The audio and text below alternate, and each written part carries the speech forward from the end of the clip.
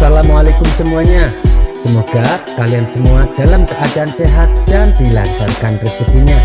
Amin ya robbal alamin.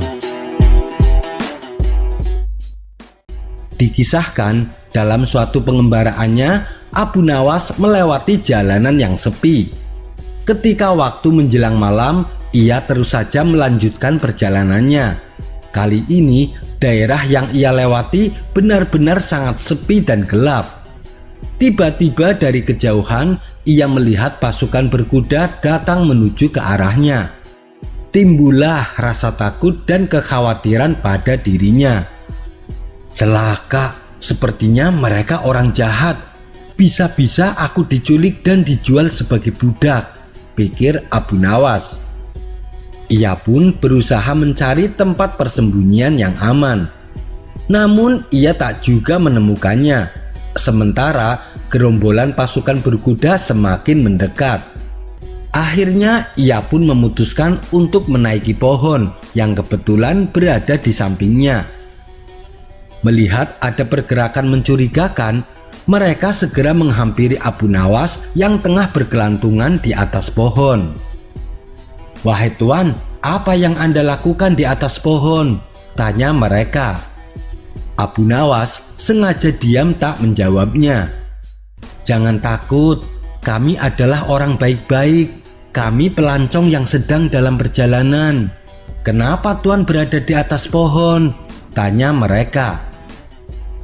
Menyadari bahwa dugaannya telah keliru, Abu Nawas berkata, "Itu mudah dijelaskan. Hanya saja kalian harus tahu, adanya aku di atas pohon karena kalian, dan kalian ada di sini juga karena aku." Mereka pun heran dengan jawaban tersebut. Kemudian mereka segera meninggalkan Abu Nawas. Kisah selanjutnya.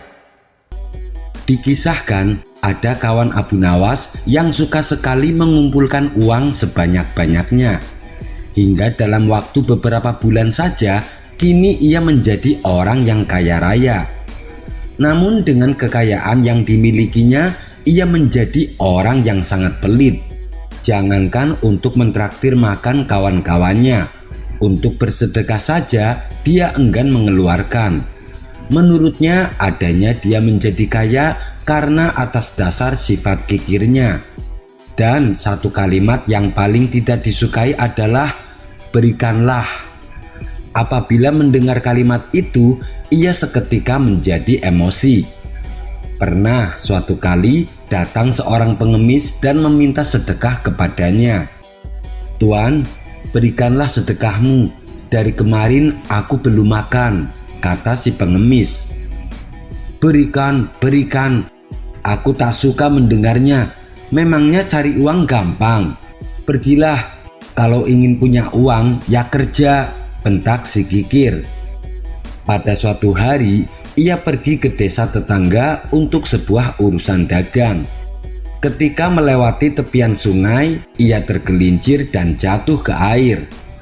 Karena tak bisa berenang, ia hampir saja mati tenggelam. Untunglah orang-orang yang melihat itu segera berlarian untuk menolongnya. Kemudian salah satu dari mereka membungkuk seraya mengulurkan tangannya. "Kawan, berikanlah tanganmu, nanti akan kutarik kau ke atas," katanya berusaha menolong.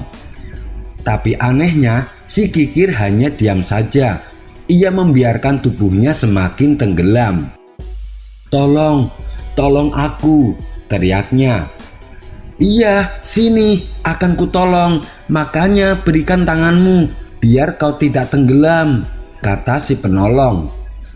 Namun lagi-lagi si kikir hanya terdiam. Ia tak mau memberikan tangannya.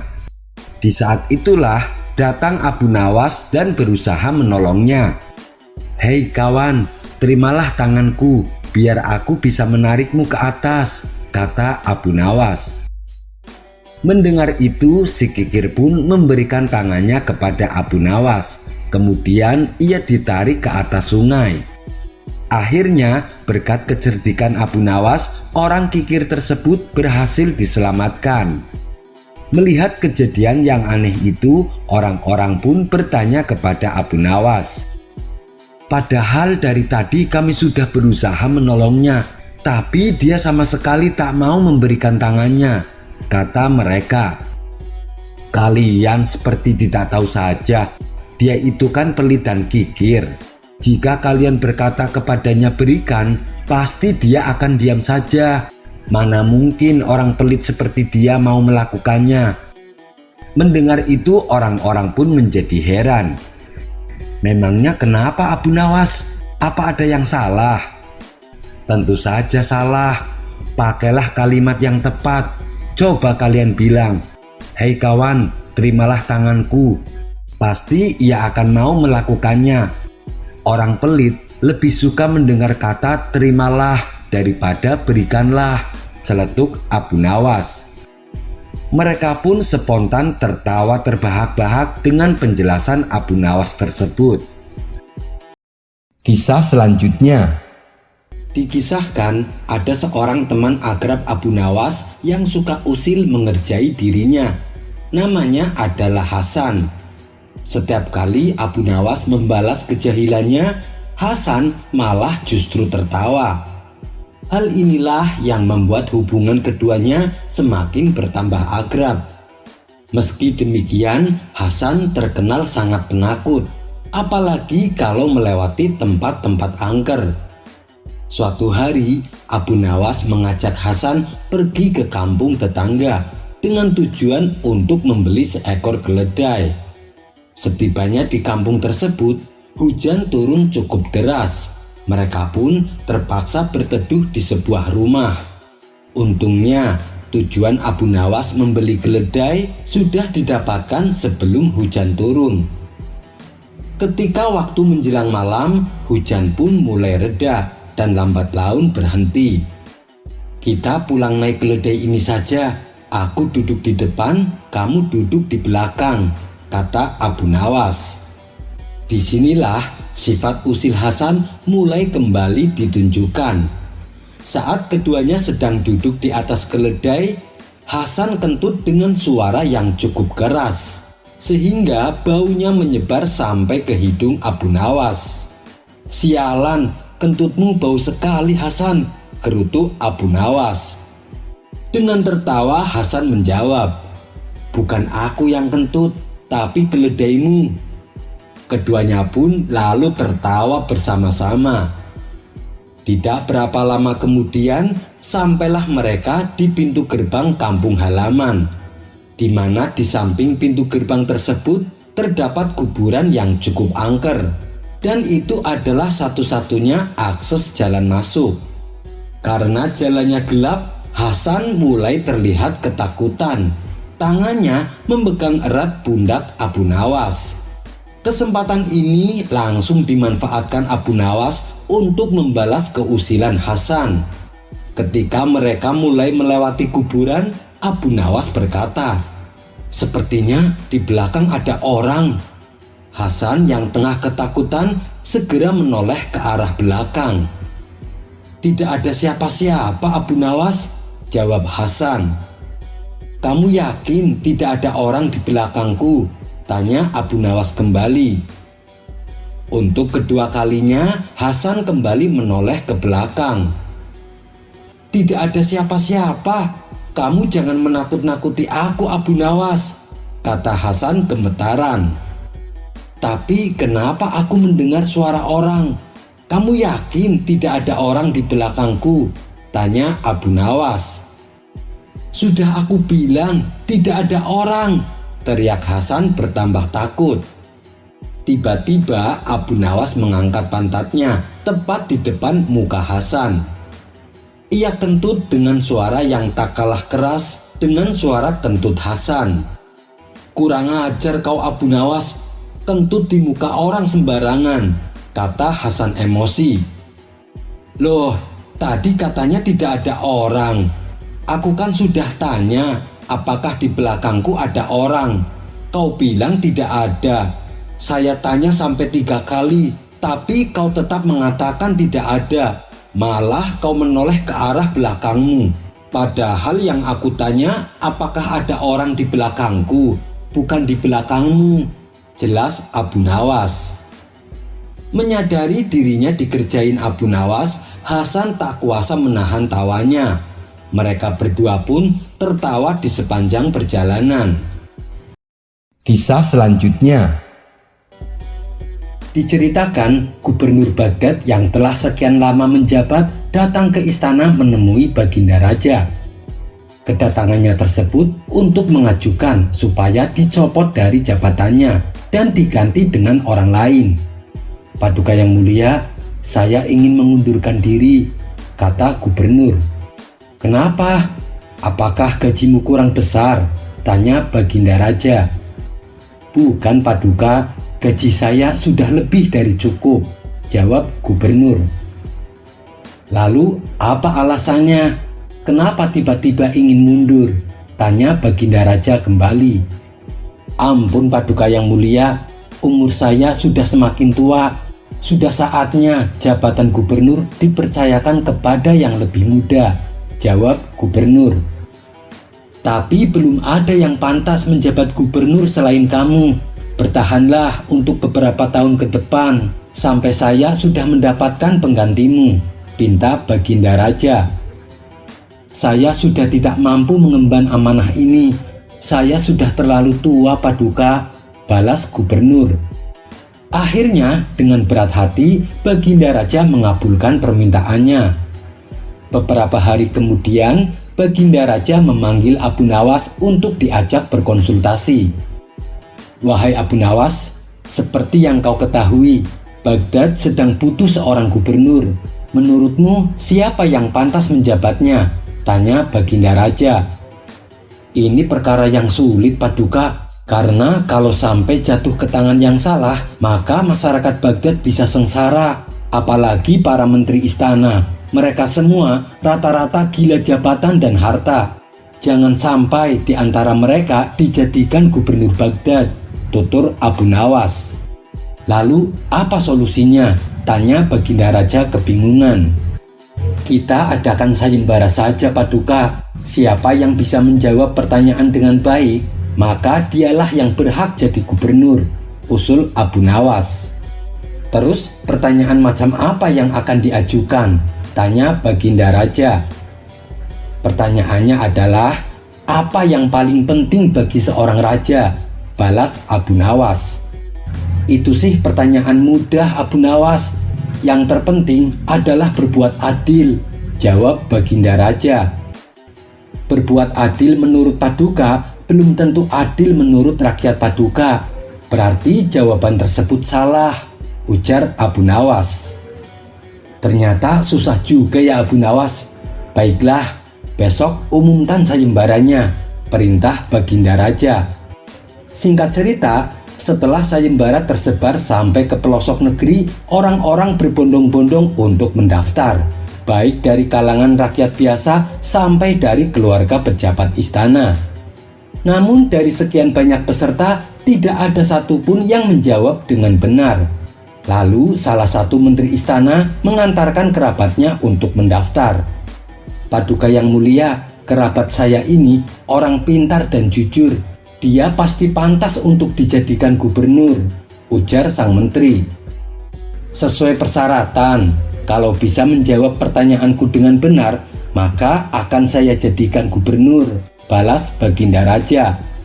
Kemudian kerabat sang menteri menghadap Baginda Raja untuk menjawab pertanyaan. Menurutmu, apa yang paling penting bagi seorang raja? Tanya Baginda Raja. Yang terpenting adalah kewibawaan dan pasukan yang kuat dan istana yang megah, supaya negeri lain tidak meremehkan, jawabnya. Bagaimana Abu Nawas? Apakah jawabannya benar? Tanya Baginda Raja kepada Abu Nawas yang setia mendampingi. Salah Paduka, apa gunanya istana megah dan pasukan kuat, tapi hatinya tidak tenang karena selalu was-was akan diserbu negeri lain, jawab Abu Nawas. Peserta tersebut maka dinyatakan gagal. Kemudian datang lagi menteri yang lain dengan membawa kerabatnya untuk mendaftar. Menurutmu, apa yang paling penting bagi seorang raja? Tanya Baginda Raja. Seorang raja harus tegas dan berani agar disegani oleh siapapun. Jawabnya. Bagaimana Abu Nawas? Apa pendapatmu? Tanya Baginda Raja. Salah Paduka, karena dengan sikap seperti itu, kalau hatinya jahat malah bisa bikin rakyat sengsara, karena ia bisa menaikkan upeti seenaknya dan mengintimidasi rakyatnya, yang akhirnya akan timbul pemberontakan di mana-mana. Jawab Abu Nawas. Peserta itu pun dianggap gagal. Tidak lama kemudian, tiba-tiba datanglah seorang pemuda desa dengan penampilan sederhana. Kehadiran si pemuda membuat para menteri istana memandangnya sebelah mata. Bahkan ada yang saling berbisik mengejek. Kamu mau ikut sayembara? Tanya Baginda Raja kepada si pemuda. Iya Paduka, itu pun kalau Paduka berkenan. Jawab si pemuda. Siapa saja boleh ikut, asal bisa menjawab pertanyaanku. Apakah kau yakin bisa? Tanya Baginda Raja. Insya Allah Paduka, bila Allah menghendaki, maka saya akan menjawabnya dengan benar, balas si pemuda. Baiklah, menurutmu apa yang paling penting bagi seorang raja? Tanya Baginda Raja. Yang paling penting bagi seorang raja adalah kepercayaan rakyatnya, jawab si pemuda. Baginda Raja dan Abu Nawas tertegun mendengar jawabannya. Kenapa? Apa alasannya? Bagaimana bila negeri lain akan menyerbu? Dan bagaimana bila muncul pemberontakan-pemberontakan dari dalam negeri sendiri? Tanya Baginda Raja. Dengan rakyat percaya, maka akan timbul kecintaan pada rajanya.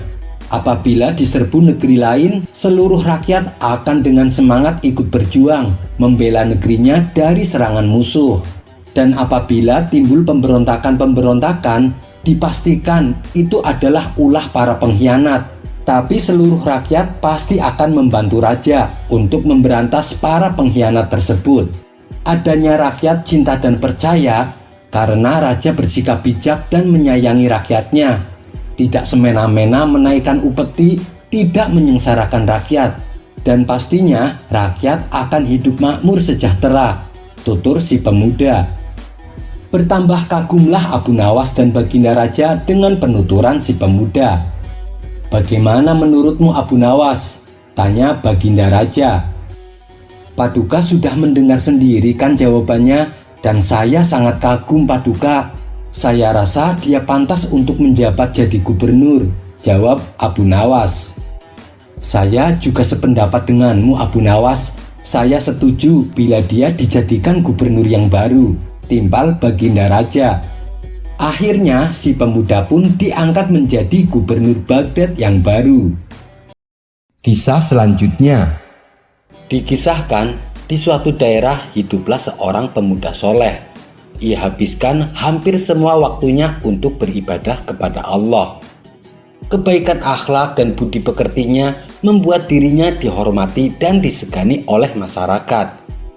Pada suatu ketika, datanglah sekelompok orang ke rumah si pemuda. Mereka mengabarkan bahwa di tempat mereka terdapat pohon besar yang menjadi sesembahan masyarakat. Masyarakat menjadikan pohon tersebut sebagai Tuhan karena setiap hajatnya selalu dikabulkan.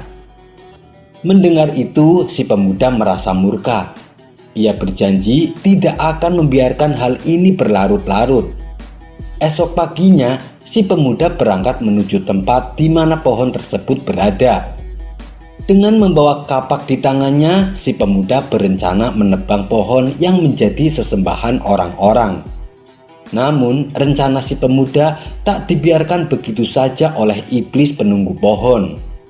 Saat si pemuda hampir sampai di tempat tujuan, iblis langsung mencegatnya. Kala itu, iblis menampakkan dirinya sebagai kakek tua. "Hei pemuda, hendak kemana kamu?" tanya sang iblis. "Aku akan menebang pohon yang jadi sesembahan masyarakat," jawab si pemuda. "Untuk apa kau lakukan itu? Bukankah pohon tersebut tidak merugikanmu?" tidak pula mengganggu ibadahmu, kata sang iblis berkilah. Pohon itu telah membuat orang-orang menyekutukan Allah dan aku tidak akan membiarkan itu terjadi, balas si pemuda. Apa kepentinganmu dengan pohon itu? Kau rela meluangkan waktu ibadahmu hanya untuk menebang pohon tersebut. Daripada mengurusi pohon yang tidak ada manfaatnya bagimu, lebih baik kamu sibukkan waktumu untuk beribadah kepada Allah, timpal sang iblis. Menebang pohon juga bagian dari ibadahku, supaya manusia tidak tersesat oleh kesirikan, jawab si pemuda. Kalau kamu masih bersikeras untuk menebangnya, berarti kamu harus bertarung denganku, ancam sang iblis. Si pemuda tidak gentar sama sekali dengan ancaman tersebut. Maka terjadilah pertarungan antara iblis dan si pemuda. Tak perlu waktu lama, sang iblis berhasil dikalahkan. Dengan hebatnya, si pemuda membanting iblis dan menduduki dadanya. Hal ini membuat iblis kewalahan dan tak berdaya. Saya minta ampun, lepaskanlah aku, pinta sang iblis. Si pemuda lalu berdiri dan melepaskannya. Hai anak muda, sesungguhnya Allah tidak mewajibkanmu menebang pohon tersebut. Kamu juga tidak menanggung dosa atas orang-orang yang menyembah pohon itu. Lalu untuk apa kau lakukan itu? Bukankah Allah punya para nabi dan rasul yang diutus di permukaan bumi ini? Seandainya Allah menghendaki, niscaya Allah akan mengutus salah satu nabinya dan memerintahkan untuk menebangnya, tutur sang iblis coba merayu. Apapun perkataanmu, aku akan tetap menebangnya, balas si pemuda dengan tegas. Jengkel dengan jawaban si pemuda, iblis pun kembali menyerangnya. Pertarungan antar keduanya kembali terjadi, dan lagi-lagi iblis harus menanggung kekalahan. Tubuhnya dibanting ke tanah dan dadanya diduduki oleh si pemuda. Untuk kedua kalinya, iblis berteriak minta ampun. Maafkan aku berjanji tidak akan menyerangmu lagi. Aku punya penawaran yang mungkin bermanfaat bagimu, ucap sang iblis. Apa itu? Tanya si pemuda. Lepaskan aku dulu supaya aku bisa mengatakannya, pinta sang iblis. Si pemuda lalu berdiri dan melepaskannya. Aku tahu kamu adalah orang miskin. Kamu sering dikasih makanan oleh kawan-kawanmu. Bukankah kamu ingin membalas perbuatan baik mereka, seperti membantu tetangga-tetanggamu dan tidak lagi membutuhkan orang lain, rayu sang iblis kepada si pemuda. Iya, itu memang benar, kata si pemuda mengiyakan. Kalau begitu, pulanglah dan tinggalkanlah urusan ini. Setiap malam nanti aku akan meletakkan 2 dinar di bawah kepalamu. Saat pagi hari kamu bisa mengambilnya, lalu membelanjakannya untuk dirimu dan keluargamu, serta menyedekahkan untuk teman-temanmu. Hal itu tentu akan lebih bermanfaat bagimu dan bagi kaum muslimin, ketimbang menebang pohon yang disembah ini. Apabila kamu menebangnya, hal itu tidak akan membahayakan mereka dan tidak pula memberi manfaat atas teman-temanmu, ujar sang iblis menjelaskan. Sejenak si pemuda terdiam merenungi kata-kata iblis. Yang diucapkan orang ini benar juga. Aku memang bukanlah seorang nabi, sehingga aku tidak wajib menebang pohon ini. Lagi pula Allah pun tidak memerintahkan aku untuk menebangnya, sehingga aku tidak akan berdosa apabila membiarkannya. Dan apa yang ditawarkan memang lebih banyak manfaatnya, pikir si pemuda dalam hati. Baiklah, aku terima tawaranmu, ucap si pemuda. Ia pun lalu pulang ke rumahnya dan tidak jadi menebang pohon. Hari pertama saat ia terbangun dari tidurnya, si pemuda mendapati 2 dinar di bawah kepalanya. Lalu si pemuda mengambil uang tersebut untuk kebutuhan hidupnya. Begitu pula pada keesokan harinya.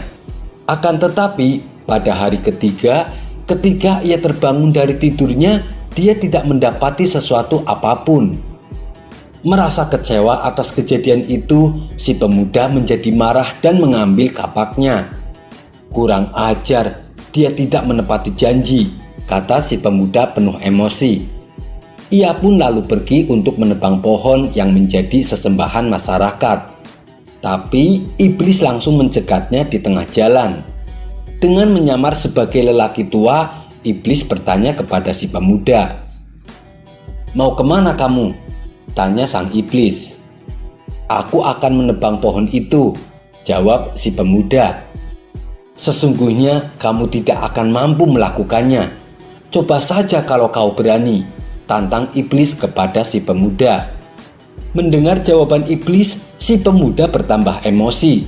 Ia pun menyerang iblis menggunakan kapak di tangannya. Tapi kali ini dengan mudah iblis mengalahkannya. Dalam sekejap, si pemuda dibanting ke tanah dan didudukinya dada si pemuda. "Urungkanlah niatmu untuk menebang pohon. Apabila tidak mau, aku akan membunuhmu," ancam sang iblis. Si pemuda hanya pasrah dan tak berdaya. "Wahai orang tua, kamu sekarang telah mengalahkanku. Lepaskanlah aku dan beritahukanlah kepadaku, mengapa dulu aku bisa mengalahkanmu, tapi sekarang kamu yang mengalahkanku?" tanya si pemuda. "Karena pada kali pertama kamu marah, kamu melakukan itu karena Allah semata. Dan niatmu adalah akhirat, sehingga Allah menundukkanku untukmu. Tetapi kali ini kamu marah demi dirimu sendiri dan demi dinar-dinar yang aku hentikan untukmu." Mendengar penjelasan sang iblis, si pemuda pun akhirnya menyadari kesalahannya. Itulah kisah pertarungan antara iblis dan pemuda ahli ibadah. Dari kisah tersebut, kita bisa mengambil pelajaran bahwa bila kita melakukan suatu perbuatan karena Allah, maka Allah pasti akan memberi kekuatan kepada kita. Misalnya, ketika kita akan menghadapi permasalahan hidup, apapun itu masalahnya, dan kita menghadapinya karena Allah, Allah pasti akan memberikan kekuatan kepada kita tanpa kita sadari. Kisah ini terdapat dalam kitab Ihya Ulumuddin, karya ulama besar yang bernama Imam Al-Ghazali.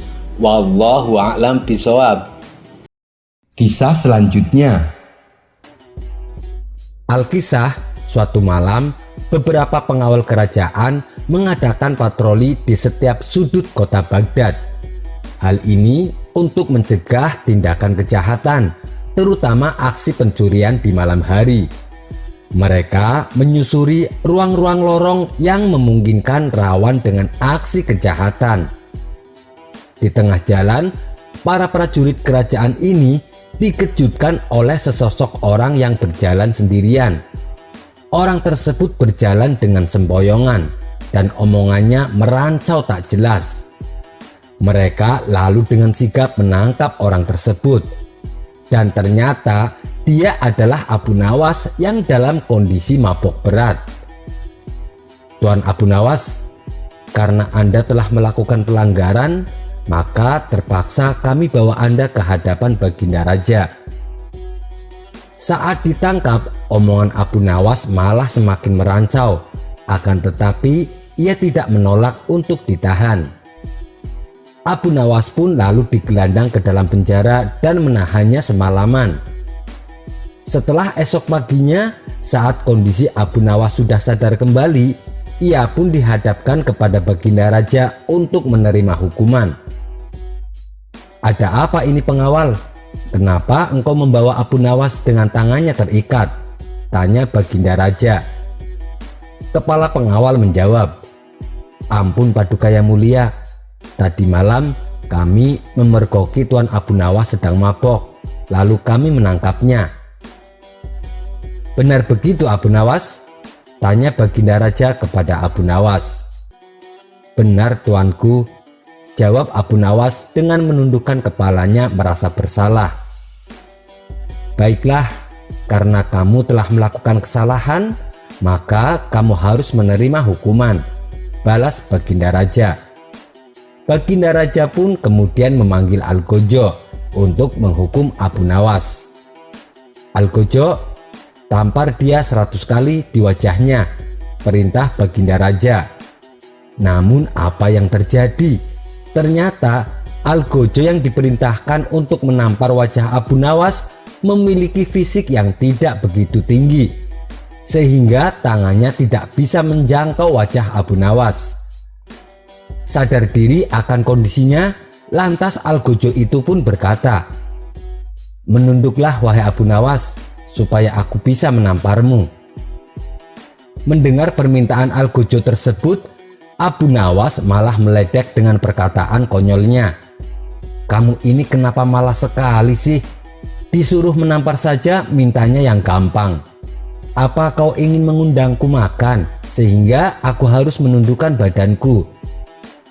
Mendengar ejekan dari Abu Nawas, Algojo itu pun lantas menimpali, "Hei Abu Nawas, kalaulah aku setinggi raksasa, sudah dari tadi kamu kesakitan menerima tamparanku."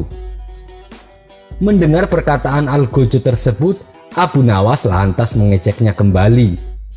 "Nyatanya tak sedikit pun tanganmu menyentuh wajahku," jawab Abu Nawas sembari tertawa. Mendengar celotehan dan ejekan Abu Nawas kepada Algojo, Baginda Raja pun tertawa terpingkal-pingkal dan kemudian memerintahkan Algojo untuk meninggalkan Abu Nawas. "Wahai Algojo, tinggalkan Abu Nawas, aku sudah memaafkannya." Dan akhirnya Abu Nawas pun tak jadi mendapatkan hukuman. Dia malah mendapatkan maaf dari Baginda Raja. Ternyata bukan sekali dua kali Abu Nawas kepergok dengan minuman kerasnya oleh Baginda Raja. Suatu kali Baginda Raja berpapasan dengan Abu Nawas di pasar. Ia mendapati Abu Nawas membawa botol minuman di tangannya. Baginda Raja pun menegurnya, "Hei Abu Nawas, apa yang tengah kamu pegang itu?" "Ini susu Baginda," jawab Abu Nawas sembari gugup. "Masa air susu warnanya merah? Biasanya kan air susu warnanya putih," tanya Baginda keheranan. Ia pun lalu merebut botol yang ada di tangan Abu Nawas. "Waduh, celaka," pikir Abu Nawas. Ia sadar betul kalau kali ini Baginda Raja tidak bisa dikelabui. Ia juga tidak bisa mungkir kalau botol yang dibawanya adalah minuman keras. Jalan satu-satunya supaya lolos dari hukuman adalah membuat Baginda Raja tertawa dan terhibur. "Kau bilang minuman keras ini adalah susu kan? Jelas-jelas ini warnanya merah dan baunya juga menyengat. Kau pikir aku anak kecil yang gampang ditipu?" hardik Baginda Raja kepada Abu Nawas. Namun dengan tenangnya Abu Nawas membalas, "Ampun Paduka yang mulia, semula air susu ini memang berwarna putih bersih. Namun saat melihat Baginda yang gagah dan rupawan ini, ia pun tersipu malu. Maka memerah ronalah warnanya," ujar Abu Nawas. Mendengar penjelasan Abu Nawas yang konyol itu, Baginda Raja pun tak kuat menahan tawanya. Ia pun tertawa terbahak-bahak sembari meninggalkan Abu Nawas. Abu Nawas akhirnya kembali selamat, meskipun minuman kerasnya harus disita oleh Baginda Raja.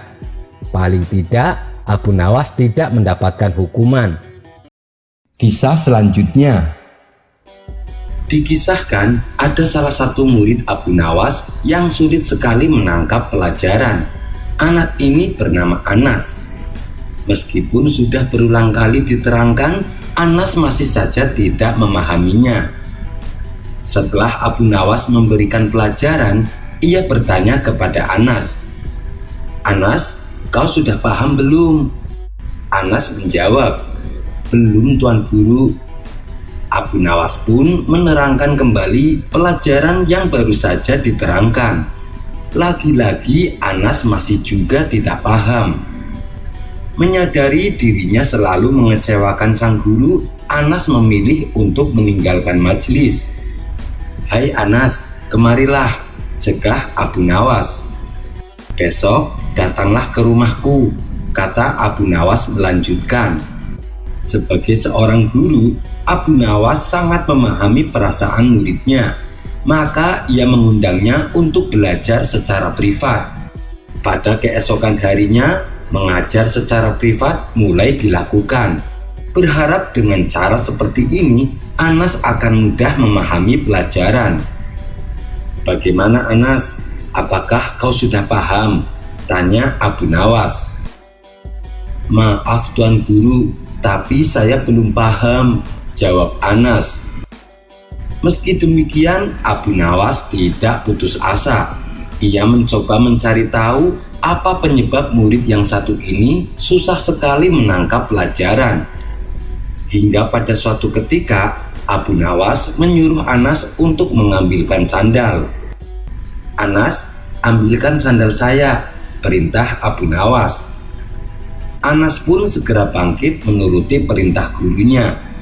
Tapi yang membuat Abu Nawas heran, yang diambil Anas bukan sepatu, melainkan topi. Dan ketika disuruh mengambil topi, yang diambil adalah sandal. Dari situlah Abu Nawas mulai mengetahui bahwa cara mengajari Anas adalah dengan cara terbalik. Untuk meyakinkan dugaannya, Abu Nawas mencoba mengujinya dengan satu perintah. "Wahai Anas, padamkan lampu itu," kata Abu Nawas. Anas pun segera berdiri dan menyalakan lampunya. "Ternyata dugaanku tidak keliru," pikir Abu Nawas. Sejak saat itulah Abu Nawas selalu mengajari Anas dengan perintah sebaliknya. Suatu ketika Abu Nawas mengajak Anas pergi ke pasar untuk membeli sekarung tepung gandum. Karung tepung tersebut kemudian diletakkan di atas punggung keledai. Ketika menyeberangi sungai, karung tepung yang dibawa keledai melorot ke bawah dan hampir jatuh. "Hai Anas, karungnya mau jatuh ke air. Tekan keras-keras ke bawah," teriak Abu Nawas. Abu Nawas berharap Anas akan berbuat sebaliknya, yaitu mengangkat kembali karungnya di atas punggung keledai. Tapi kali ini Anas justru melakukan sesuai apa yang diperintahkan gurunya.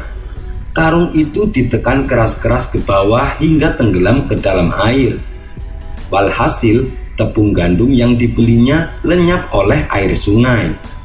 Abu Nawas pun merasa kecewa dengan perbuatan Anas tersebut. "Hai Anas, kenapa kau melakukan itu?" tanya Abu Nawas. "Bukankah itu yang Tuan Guru perintahkan?" balas Anas. "Tapi biasanya kan kamu berbuat sebaliknya," tanya Abu Nawas kembali. "Kalau saya angkat karung tepungnya, nanti keledainya yang tenggelam Tuan Guru.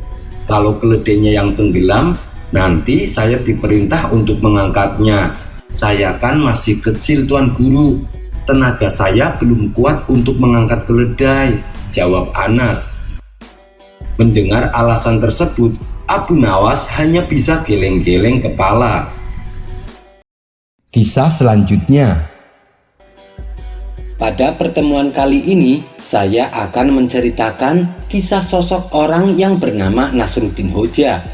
Dia juga tak kalah lucunya dari Abu Nawas.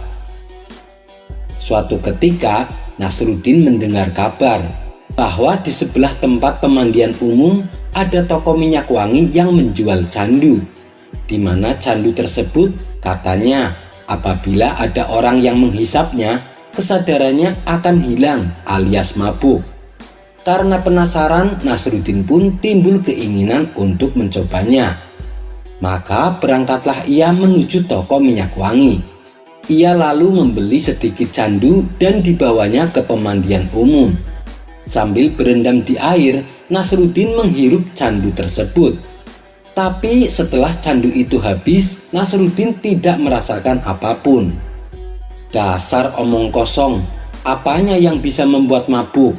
Aku masih waras dan sama sekali tidak kehilangan akal," gumam Nasruddin dalam hati. Merasa dirinya kena tipu, ia pun keluar dari kolam pemandian dan hendak meminta ganti rugi. Tanpa ia sadari, ia berjalan menuju toko minyak wangi tanpa mengenakan baju dan celana. Orang-orang yang melihat perilaku Nasruddin menjadi heran dan bertanya, "Kau sedang apa Nasruddin?" tanya mereka. Aku akan mendatangi penjual minyak wangi, mau minta ganti rugi, jawab Nasruddin. Memangnya kenapa? Tanya mereka. Dia telah menipuku. Katanya candu yang dijual bisa memabukkan dan bisa membuat orang kehilangan akal. Tapi aku sama sekali tak merasakan apapun. Aku masih waras dan aku juga baik-baik saja, jawab Nasruddin. Spontan orang-orang tertawa mendengarnya. Hai Nasruddin, coba kau perhatikan baju apa yang sedang kau kenakan, seloroh mereka. Begitu menyadari dirinya dalam keadaan telanjang, Nasruddin segera berlari ke kolam dan menceburkan diri. Kisah selanjutnya. Dikisahkan, salah satu tetangga Nasruddin telah lama bepergian jauh ke negeri Romawi. Setelah sekian tahun merantau, ia pun akhirnya pulang ke kampung halaman. Di depan Nasruddin, tetangganya itu menceritakan pengalaman-pengalaman aneh selama ia berada di negeri orang. Wahai Nasruddin, kau tahu di sana udaranya panas bukan main, sehingga tak seorang pun yang mau mengenakan pakaian, baik perempuan maupun laki-laki. Mendengar hal itu, Nasruddin membalasnya dengan ucapan konyol. Lalu, bagaimana cara kau membedakan mana perempuan, mana laki-laki? Tetangganya itu pun hanya bisa melongo, mendapati pertanyaan yang dianggapnya lebih aneh daripada pengalamannya yang aneh. Kisah selanjutnya. Pada suatu hari di bulan Safar, Syekh Abdul Qadir Jailani sedang mengambil air wudhu dengan memakai sandal yang terbuat dari kayu. Kemudian beliau menuju tempat di mana beliau bersama santrinya biasa menunaikan sholat. Karena sandalnya yang dipakai masih basah, beliau lalu melepasnya dan menaruh tepat di samping beliau. Setelah beliau selesai menunaikan sholat, tiba-tiba beliau berteriak dan melemparkan salah satu sandalnya ke udara. Sandal itu pun terbang ke atas dan seketika menghilang. Tidak berselang lama, beliau kembali berteriak dan melemparkan sandal keduanya. Sandal yang kedua ini juga terbang ke atas dan seketika menghilang. Menyaksikan perilaku aneh dari gurunya, murid-muridnya tak ada yang berani bertanya. Selang 20 hari pasca kejadian itu, barulah terungkap kenapa gurunya berbuat demikian. Pada hari itu, datang rombongan kabilah sowan kepada Syekh Abdul Qadir Jailani. Mereka membawa berbagai macam hadiah sebagai tanda rasa terima kasihnya. Kedatangan rombongan kabilah tersebut disambut oleh kedua murid Syekh Abdul Qadir Jailani. Kedua murid inilah yang juga ikut menyaksikan perilaku aneh gurunya tempo hari. Lalu, kedua murid ini menanyakan maksud kedatangan rombongan kabilah tersebut. Kami ingin sowan kepada guru kalian, sekaligus mengucapkan terima kasih karena telah menolong kami sewaktu di perjalanan, kata salah satu rombongan kabilah. Mendengar hal itu, kedua murid Syekh Abdul Qadir Jailani menjadi heran karena selama ini gurunya tidak pernah bepergian jauh. Sementara rombongan kabilah itu merupakan orang-orang yang berasal dari kota yang jauh. Tak hanya memberikan hadiah, mereka juga mengembalikan kedua sandal milik Syekh Abdul Qadir Jailani. Melihat sandal guru ada pada mereka, bertambah heranlah kedua murid Syekh Abdul Qadir Jailani. Kenapa sandal guru kami ada pada kalian? Tanya kedua murid tersebut. Ketua rombongan kabilah kemudian bercerita, 20 hari yang lalu kami sedang melakukan perjalanan untuk pergi berdagang. Di tengah perjalanan, tiba-tiba kami dihadang oleh sekawanan perampok. Para perampok itu menjarah seluruh barang dagangan kami. Setelah mereka berhasil menjarah seluruh barang dagangan, para perampok itu berkumpul di sebuah lembah untuk membagi hasil jarahannya. Di saat itulah ada salah satu rombongan kami yang bernazar. Andai Syekh Abdul Qadir Jailani ada di sini, kami akan bernazar untuk memberikan sebagian harta kami jika kami selamat. Tidak lama setelah nama Syekh Abdul Qadir Jailani disebut, kami langsung mendengar teriakan keras. Teriakan tersebut berasal dari kawanan perampok yang sedang membagi hasil rampasannya di lembah itu. Karena penasaran, kami pun segera menuju ke arah teriakan. Saat kami tiba di sana, kami melihat para perampok itu nampak ketakutan dan kesakitan. Awalnya kami menduga bahwa kawanan perampok itu sedang diserang oleh para perampok lain. Namun di lembah tersebut kami tidak melihat ada orang lain, kecuali kawanan perampok yang telah menjarah harta kami. Semua anak buahnya mati, kecuali satu, yaitu pemimpin si perampok. Dengan diliputi ketakutan, pimpinan perampok yang masih hidup memanggil kami. "Kemarilah, ambil ini, seluruh harta kalian. Seluruh anak buahku mati oleh 2 sandal basah ini. Ini sungguh aneh," kata pimpinan perampok itu. Setelah berkata demikian, pemimpin perampok itu pun segera lari, meninggalkan anak buahnya yang sudah mati.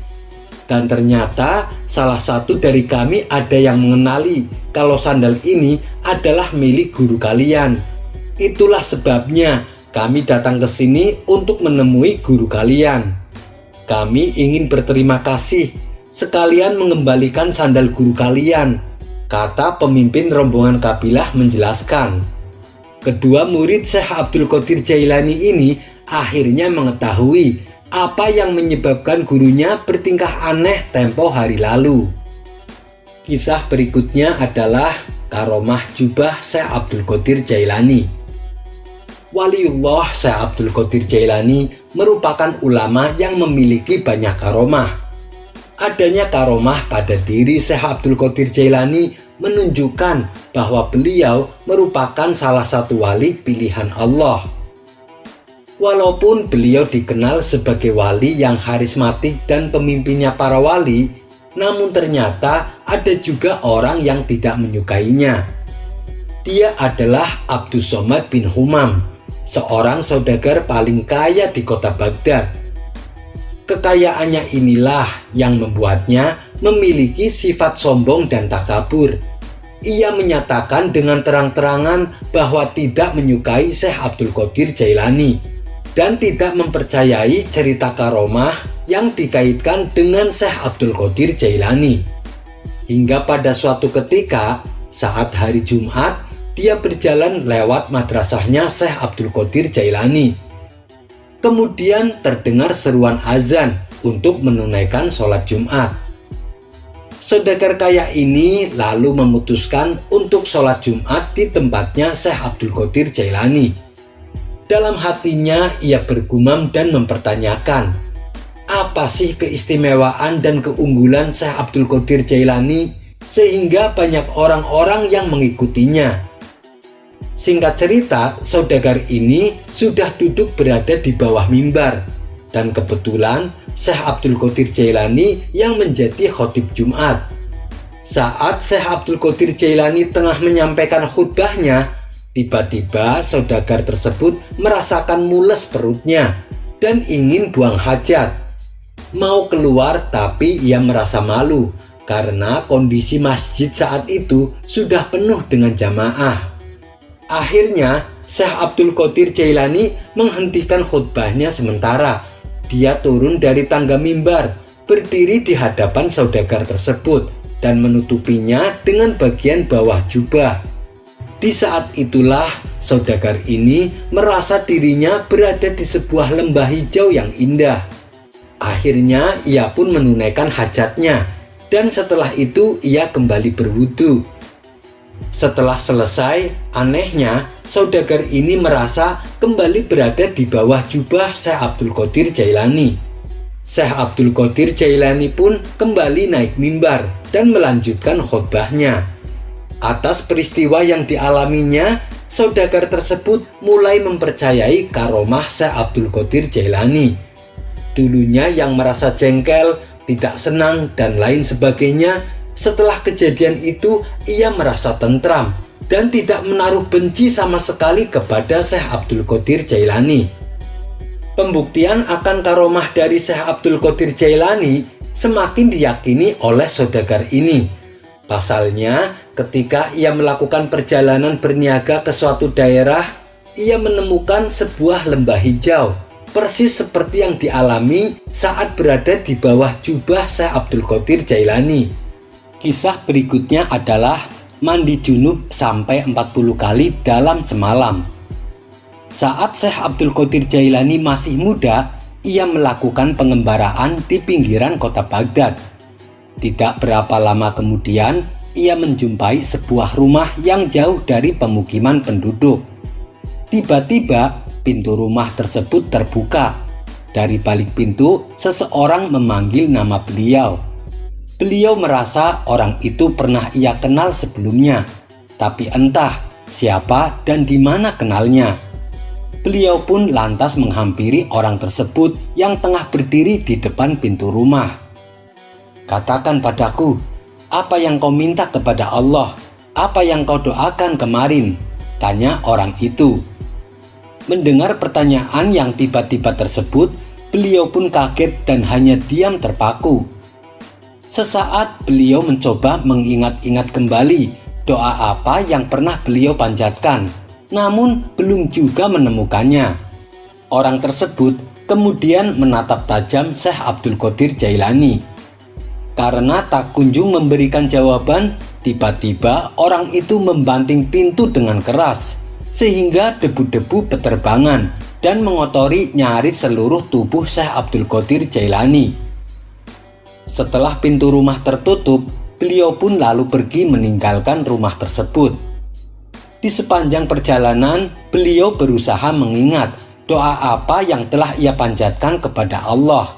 Hingga akhirnya, beliau pun teringat akan doa yang beliau panjatkan. Beliau lantas segera kembali mendatangi rumah tersebut.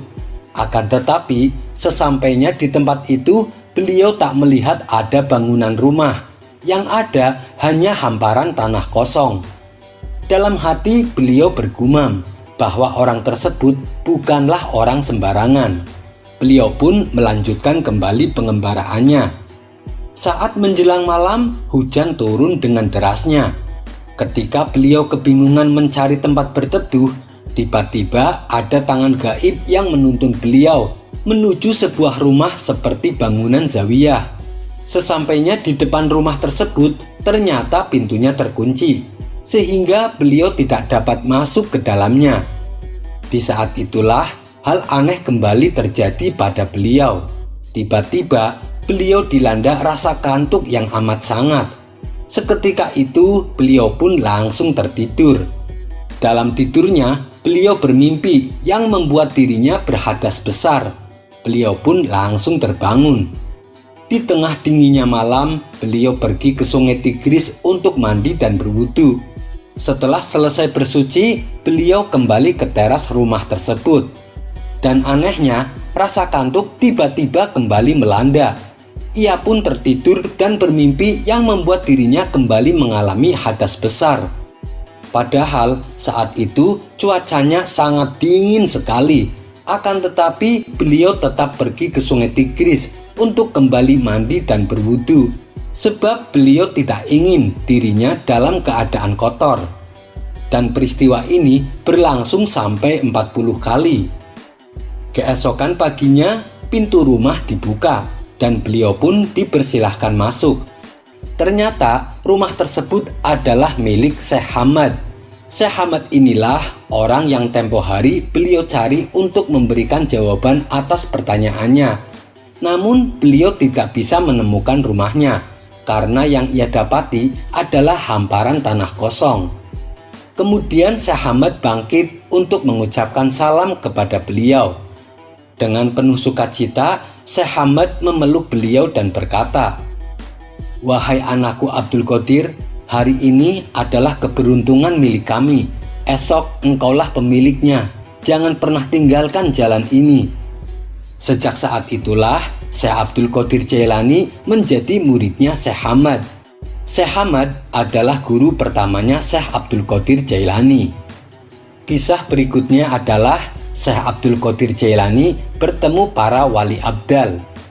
Pada suatu malam, Syekh Abdul Qadir keluar dari kamarnya. Diam-diam salah seorang muridnya mengikutinya dari belakang. Ketika Syekh Abdul Qadir menunjuk pintu, pintu itu pun pelan-pelan terbuka. Keajaiban mulai terjadi. Ketika Syekh Abdul Qadir sampai di gerbang kota Baghdad, pintu gerbang itu pun terbuka dengan sendirinya, seakan mempersilahkan Syekh Abdul Qadir untuk melewatinya. Perjalanan selanjutnya bagai mimpi. Meski mengikuti gurunya berjalan dengan santai, si murid merasa telah melintasi beberapa kota. Hingga akhirnya sampailah mereka di sebuah rumah sederhana di pinggiran kota yang asing bagi sang murid. Dari dalam rumah terdengar erangan seseorang seperti terkena demam.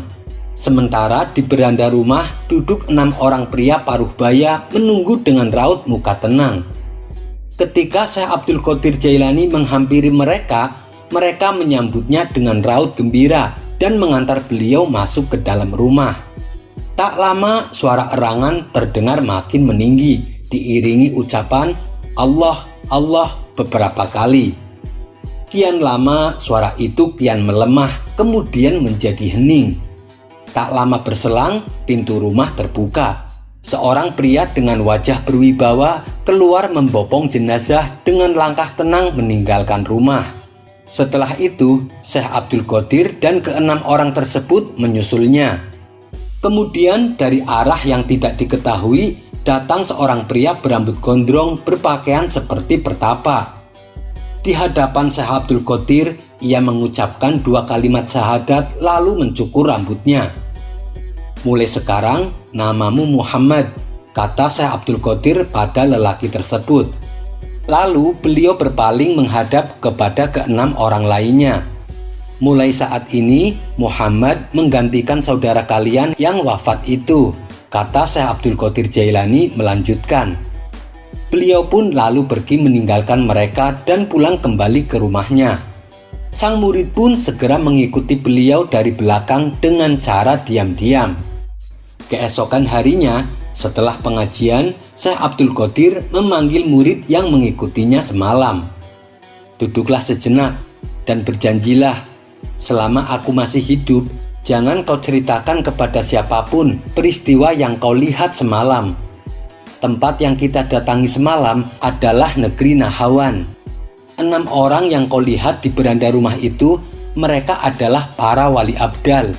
Sementara orang yang mengerang kesakitan adalah anggota ke-7 wali abdal yang sedang mengalami sakratul maut. Sedangkan pria yang membopong jenazah itu adalah saudaraku, dialah Nabi Khidir. Wali abdal adalah satu tingkatan kewalian yang jumlahnya selalu 7 orang di sepanjang masa.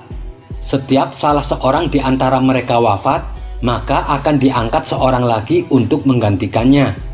Semalam aku datang ke sana untuk mengucapkan selamat jalan kepada salah seorang wali abdal yang akan wafat, lalu mengangkat penggantinya, yaitu orang yang berambut gondrong yang aku potong rambutnya.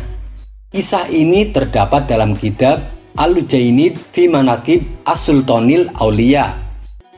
Kisah selanjutnya adalah Syekh Abdul Qadir Jailani bersembunyi di balik matahari. Sewaktu beliau masih kecil, beliau sering digendong oleh pengasuhnya. Akan tetapi, si pengasuhnya merasa heran karena setiap beliau berada dalam pangkuannya, tiba-tiba beliau menghilang. Awalnya si pengasuh merasa panik, dan setelah dicari ke sana kemari, ternyata beliau terbang ke langit bersembunyi di balik sinar matahari. Setelah beliau menginjak dewasa, pengasuhnya ini pun mengunjunginya. Sang pengasuh lalu bertanya kepada Syekh Abdul Qadir Jailani, apakah beliau masih sering melakukan hal yang dulu sewaktu kecil beliau lakukan. Kemudian Syekh Abdul Qadir Jailani menjawab, itu dulu ketika aku masih kecil, dan pada waktu itu aku masih lemah, maka aku bersembunyi di balik matahari. Namun kini daya dan kekuatanku telah sedemikian besar, sehingga bila 1000 matahari datang, pasti mereka semua akan bersembunyi di balik diriku. Kisah berikutnya adalah telapak kaki Rasulullah menginjak pundak Syekh Abdul Qadir Jailani. Pada malam Rasulullah Shallallahu Alaihi Wasallam melakukan Mi'raj, malaikat Jibril datang sambil membawa buraq. Telapak kaki buraq memancarkan cahaya seperti cahaya rembulan. Buraq tersebut lalu diberikannya kepada Rasulullah. Seketika buraq itu tidak mau diam karena rasa bahagianya yang luar biasa, sehingga Rasulullah bersabda, "Wahai buraq, kenapa engkau tidak mau diam? Apa karena engkau tidak mau aku tunggangi?" Buraq pun menjawab, "Wahai Rasulullah, bukan aku tidak mau, akan tetapi aku punya permintaan. Permintaanku adalah nanti di hari kiamat ketika Anda masuk ke dalam surga, agar tidak menunggangi buraq lain kecuali saya, wahai Rasulullah." Rasulullah kembali bersabda, "Wahai buraq, permintaanmu aku kabulkan." Buraq itu pun membalas, "Wahai Rasulullah, sudikah kiranya Anda memegangi pundakku agar menjadi ciri nanti di hari kiamat?" Rasulullah lalu meletakkan kedua tangannya di punggung buraq tersebut. Karena saking gembiranya yang sangat luar biasa, buraq itu membesar dan tingginya menjadi 18 meter. Sejenak Rasulullah mengamati buraq itu. Beliau pun berpikir bagaimana cara menaiki punggungnya. Pada saat itulah datanglah ruh Syekh Abdul Qadir Jailani menghampiri Rasulullah. Sambil menunduk, Syekh Abdul Qadir Jailani berkata, "Silahkan padukan naik ke pundak saya." Rasulullah pun menginjakan kakinya di pundak Syekh Abdul Qadir Jailani. Kemudian Syekh Abdul Qadir Jailani berdiri sehingga Rasulullah akhirnya bisa naik ke atas punggung buraq. Di atas punggung buraq, Rasulullah berkata kepada Syekh Abdul Qadir Jailani, "Dua telapak kakiku menaiki pundakmu, wahai Abdul Qadir, maka kedua kakimu akan menaiki semua pundak wali-wali Allah di dunia."